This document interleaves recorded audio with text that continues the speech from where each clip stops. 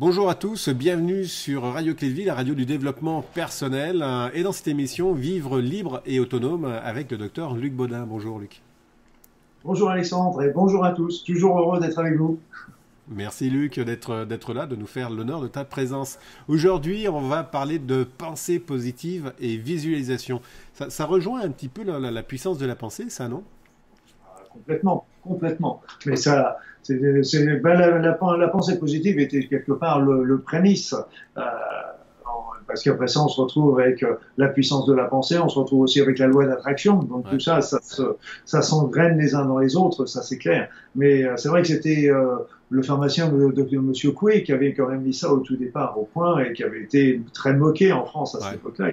Il a été beaucoup adulé par contre aux États-Unis, mais c'est vrai qu'il avait raison, cet homme. C'est que si à force de regarder tout en noir, eh bien, on n'amène que du noir dans sa vie, et donc d'amener tous les jours une pensée positive qui va permettre d'avancer est quelque chose de très très important. Et l'important, c'est dans cette pensée positive. Moi, je voyais ça avec moi, j'ai travaillé beaucoup en cancérologie. C'est pour ça que j'ai un diplôme de cancérologie clinique. Je suis pas cancérologue, mais j'ai une capacité, une compétence en cancérologie. Et souvent, il y avait des patients qui me disaient, oui, moi, je vois, par exemple, je fais de la pensée, je me concentre, et puis je vois mes cellules cancéreuses qui sont attaquées par mes globules blancs, et puis mes globules blancs, c'est les sudistes, comme les sudistes sont plus nombreux, les nordistes sont plus nombreux, etc. Donc, je leur dis, mais c'est super, mais c'est un sacré champ de bataille, votre corps, vous, en ce moment. Et puis je dis, mais si vous preniez le problème à l'envers, différemment, plus exactement, et si vous disiez, au plutôt que ces cellules cancéreuses, qui étaient des cellules cancéreuses de votre corps, qui ont muté pour des tas de raisons qui seraient intéressantes de rechercher, mais et si vous pensiez plutôt à leur envoyer de l'amour, pour leur dire, ok, un petit peu comme pour les enfants prodigues, c'est-à-dire dire, ok, t'as muté, t'as fugué, ok, ben maintenant, moi, je suis prêt à t'ouvrir les bras pour que tu reviennes et que tu reviennes au giron du corps et que tu te transformes en cellules saines. On sait d'ailleurs que les cellules cancéreuses peuvent revenir saines, on aura l'occasion d'en reparler, et ça, c'était intéressant parce que les patients avaient une vision d'un seul coup différente de la maladie, mais surtout, ils n'avaient plus cette notion de combat à l'intérieur d'eux. C'est-à-dire que c'était au contraire un grand processus d'amour. Alors c'est vrai que je ne peux pas dire quant au résultat, si on avait un meilleur résultat avec telle ou telle vision, ça, j'ai pas eu assez de recul par rapport à ça parce que j'ai cessé mes activités trop tôt. Mais d'un autre côté, ce que je peux dire, c'est que ça a transformé la vie des personnes qui ont fait ça. Parce que ce qui est important, c'est pas se voir non malade, c'est se voir guéri et en bonne santé. Ouais. Ça, c'est le but qui est important, etc.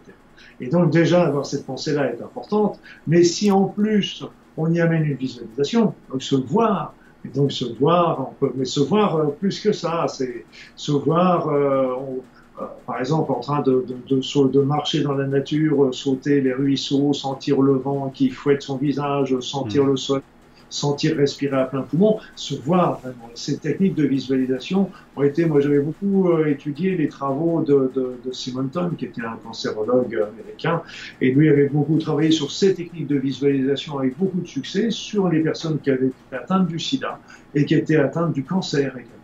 Mais malgré que ce soit malgré tout quelqu'un de la profession, et ces travaux n'ont pas été suivis, et c'est dommage, parce que c'est toujours des éléments qui sont intéressants à prendre, qui pourraient compléter tout à fait les abords, parce que vous voyez, même pour les chimiothérapies, je disais, mes patients, ils me disaient, oui, mais la chimiothérapie, c'est un poison, etc. Alors je dis, ok, oui, ça c'est sûr, ça je suis d'accord avec vous, c'est un poison, ça tue les cellules, ça tue les mauvaises cellules, mais ça tue aussi les bonnes, je suis tout à fait d'accord. Mais si vous y allez comme ça, pour faire la chimiothérapie, j'y vais, mais j'y vais pas, en fin de compte. Ouais. Eh bien là, soit vous considérez que la chimiothérapie est bonne pour vous et vous y allez, soit vous considérez qu'elle est mauvaise, mais vous n'y allez pas. Mais vous n'y allez pas en disant que c'est mauvais. Donc là, je les mettais un petit peu au pied du mur en disant... Et en fait, la plupart, tous ceux à qui j'ai mis au pied du mur, je le savais bien qu'ils allaient un jour ou l'autre dire non, non, je fais la chimio, mais ils y sont allés en disant que la chimio n'était plus un poison, mais c'était une amie qui venait justement les aider. C'est ça, hein, c'est quand on change justement sa perception, le médicament, ou là en l'occurrence en effet la chimio, on le sait tous, hein, ça détruit les bonnes comme les mauvaises cellules, mais quand on l'accueille comme ça, l'effet est beaucoup plus efficace. Voilà, l'effet est plus efficace et surtout, on se retrouve avec beaucoup moins d'effets secondaires. Ouais. Ça, c'est aussi important, parce qu'après ça, il faut bien savoir que la chimio travaille sur par exemple, pour elle, elle va travailler sur les cellules qui ont une multiplication rapide, donc elle va travailler sur le cancer en priorité, mais bon, c'est sûr, les intestins, quelques organes vont être touchés également, comme le foie, mais bon, ça va pas non plus, les bénéfices sont largement supérieurs à tous les effets indésirables. Les médecins ne sont pas fous et comme ils ne sont pas que sous l'emprise des laboratoires. Ils voient bien les résultats. Est-ce que tu peux pousser justement, dans le cadre de la visualisation et de la pensée positive, d'amener en fait cette chimio à dire ok, tu vas te concentrer uniquement sur les cellules qui sont cancéreuses et laisser toutes les autres cellules qui sont saines, tu t'en occupes pas là. Est-ce que tu peux jouer jusqu'à ça? On peut jouer jusqu'à ça. On peut même jouer avec ça, puis demander même que les cellules saines ne soient pas touchées. Donc tout ça, c'est des pensées, mais c'est quelque part, déjà on est dans la demande, hein, quelque part aussi à ça, Ouais. parce que même notre pensée, on est en train de demander. Et ça, tout ça sont des petits éléments, mais qui donnent des résultats extrêmement intéressants. Moi, par exemple, aussi, il y a des choses qui sont toutes bêtes. Hein. C'est que, c'est vrai que je sens souvent un rhume, un machin comme ça, etc. Et puis, je me dis, non, j'ai pas envie de tomber malade. Je ne veux pas tomber malade. Donc, c'est à partir du moment où je passe une phrase claire, voilà, et 99 fois sur 100, ça, alors je prends des petits trucs, bien sûr, Ouais. mais c'est clair et sincèrement, le corps entend et ça dispose. Et donc c'est important toutes ces pensées positives parce que si on pense pas du bien de soi, si on pense pas du bien de qui est-ce qui va penser bien. Et ça c'est très important de voir toujours la vie avec du bon côté. C'est quelque chose, c'était ma force un petit peu par rapport à depuis que j'étais tout gamin. Je me rappelle que bon, on passe par des trucs qui sont toujours difficiles à vivre. Hein. Je dis pas que j'ai eu une enfance malheureuse ou un enfant, mais bon, c'est vrai qu'il y a eu des choses qui ont été difficiles à avaler comme pour tout le monde. Mais toujours, je me disais, et tout gamin, je me rappelle, tu dis, ok, dans toute chose négative, dans tout événement difficile que j'ai, il y a toujours quelque chose de bon qui va en sortir une leçon, quelque chose qui va. Et tout gamin, je me rappelle que j'avais cette philosophie-là. J'étais quand même que j'avais pigé, c'est là, et tout le temps, je m'astreignais à regarder ce qui était le côté positif, parce que c'est vrai qu'on a toujours tendance à se considérer aussi les plus malheureux, les plus tristes, etc. Mais regardons aussi ce que ça nous apporte aussi. C'est important. Ça, c'est ce côté, en fait, pensée positive, hein, où justement, je reviens sur ce que tu dis, hein, quand il nous arrive quelque chose, t'as deux possibilités, enfin, t'as deux façons de réagir. C'est soit tu vas t'enfoncer en disant, ah voilà, je suis le pauvre malheureux, etc. Soit tu vas dire, ok, bah, de cette situation-là, je vais en tirer quelque chose de positif. C'est un apprentissage et je vais apprendre quelque chose de tout ça. Voilà, tout à fait. Moi, je voyais ça, j'en discutais aussi avec mes personnes qui étaient dépressives.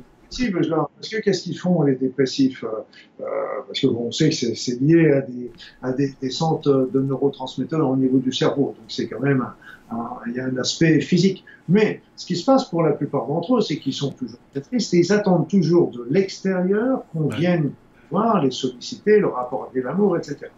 Moi, je leur disais, bah, écoutez, et si vous faisiez l'inverse? Et si, au lieu d'attendre l'amour, et il y a tas de gens qui vous l'apportent, mais seulement vous ne le voyez pas parce que vous attendez d'une manière et que vous recevez d'une autre, et ça ne vous plaît pas, mais ça n'empêche que vous l'avez quand même. Et si, au lieu d'attendre que les autres vous en envoient, et si vous commenciez par en envoyer aux autres? Donc, on passe d'un système centripète à un système centrifuge. Et là, d'un seul coup, si vous commencez à ouvrir votre cœur et commencez un petit peu plus à vous intéresser aux autres et à envoyer de l'amour, là, vous allez voir que là, ce que vous allez recevoir, ça va être beaucoup plus abondant que tout ce que vous pourriez recevoir autrement. Donc, inverser le formule. Inverser. Ouais. C'est pas toujours évident d'inverser ça, justement. Comment est-ce que tu fais ça? Ça, je suis tout à fait d'accord que c'est pas évident, mais comme je disais à mes patients, je suis pas là pour vous demander que des choses faciles.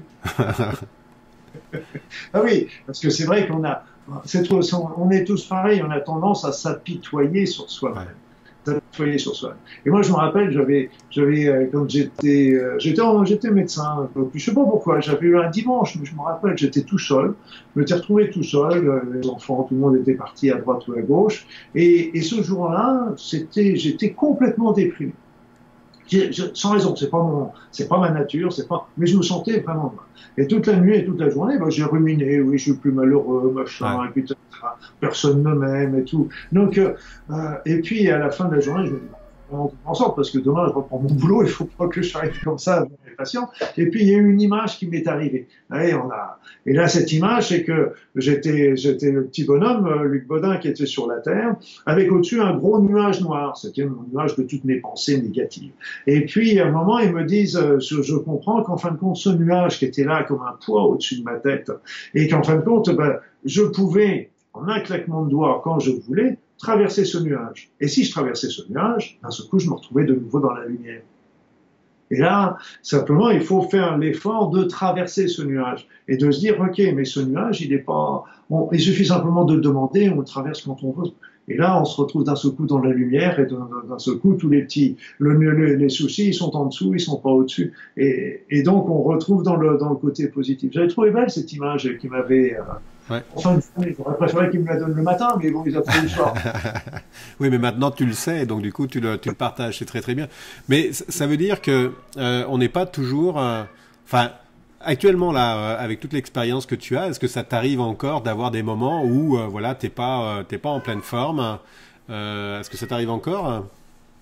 Alors, si tu veux, quand il y a, je vais te dire quand même un truc. Il y a des jours, quand je suis pas en forme, en général, c'est qu'en fin de compte, c'est il y a pas mal d'âmes qui me demandent à faire un passage. Donc ça, c'est une autre petite histoire personnelle. Mais autrement, quand je suis pas en forme, j'essaie toujours d'abord de travailler avec Ho'oponopono, de travailler un petit peu sur ça pour avoir une autre vision des choses. Et puis, il y a une petite chose aussi qui est toute bête, c'est que quand on se réveille le matin, qu'on n'est pas en forme. Imaginons qu'on soit pas en forme, donc on se traîne, on peut rester en pyjama, on n'a pas envie de se raser, de se maquiller, etc. Donc en fin de compte, on se traîne. Et puis là, d'un seul coup, il n'y a rien de pire que de se sentir malade que de rester en pyjama, par exemple, hein, ou en chemise de nuit, ça on est bien tous d'accord. C'est d'ailleurs le problème des hôpitaux, comprenons. Et puis après ça, vous dites, ok, non, non, moi je veux pas ça, je veux pas ça. Et donc d'un seul coup, vous vous redressez, et vous mettez à faire la banane. Vous commencez à sourire. Et quand vous souriez à ce moment-là, sourire à la vie, sourire à tout, et rien qu'à faire de sourire et de se redresser, eh bien là, vous allez sentir que votre psychisme va changer. Déjà, simplement ça. Simplement, ce sera peut-être l'exercice du jour. Quand vous n'êtes pas en forme, eh bien, vous vous redressez. Vous faites un grand sourire, et puis vous pouvez même mettre la main sur votre cœur, et puis vous dire, je m'aime, je m'aime, je m'aime. Et vous verrez combien ça fait du bien de se dire je m'aime et puis comment vous allez pouvoir rayonner toujours cette pensée positive. Ouais. Puis, Ça des c'est petits exercices tout simples. ouais, c'est des exercices qui sont trop tout simples. Je reviens sur la partie visualisation. Il nous reste à peu près 2 minutes. Visualisation, il y a quelque chose que tu disais qui était très important aussi tout à l'heure. C'était le fait de ressentir. De ressentir, de visualiser que ça allait bien, ça c'est une chose, mais aussi de le ressentir. Et ça aussi, ça a un effet qui est très très important. Hein. C'est important parce que n'est pas que dans le visuel, parce que la vue c'est déjà très bien, la pensée est bien, la visuelle, l'image est encore mieux. Mais après ça, si on y met tous les autres sens, les petits oiseaux qui chantent, le vent qui souffle dans notre visage, la chaleur du soleil, etc., là on monte l'image dans sa complexité, dans sa totalité. Et là, plus on va lui apporter une vie, je dirais, quelque part, et plus justement notre corps et notre esprit, notre conscience va la garder dans sa tête et va commencer à la développer. Parce que on est en train de lui donner vraiment la direction, le choix. Parce que penser, ben oui, bien sûr, de se sentir en bonne santé, etc. Oui, mais comment? Donc d'un seul coup, on lui apporte un petit peu toutes ces informations-là. C'est D'accord. important. Ouais, c'est très très important. Luc, je pense qu'on va arriver à la fin de cette émission. Est-ce que tu as un livre justement sur ça, sur la pensée positive que tu as écrit? Parce que tu as écrit énormément de livres là. Oui, oui. J'ai écrit pas mal de livres, mais non, j'ai pas tellement un livre là-dessus. Par contre, tu sais que je fais des formations Oui, tout à fait, oui. en ligne, et donc là, dans les formations en ligne, en particulier sur créer la vie de rêve par rapport à, donc, il rentre beaucoup là-dessus, et donc il y a une dizaine de modules, dont Créer la vie de vos rêves, où on parle de Ho'oponopono, on parle de Aura, on parle de cette pensée positive, etc. Et donc, ça fait partie de un de ces 10 modules qui sont mis à disposition. Il y en a 7 à disposition actuellement, il y en a 3 qu'on est en train de finaliser actuellement. D'accord, ok. Bon, super.